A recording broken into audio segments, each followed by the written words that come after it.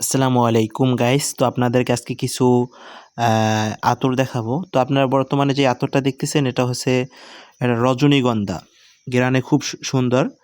তো পরবর্তীতে একটা আতর দেখতেছেন, এটাও খুব সুগন্ধি, অনেক সুন্দর, লাভ মি আতরটার নাম।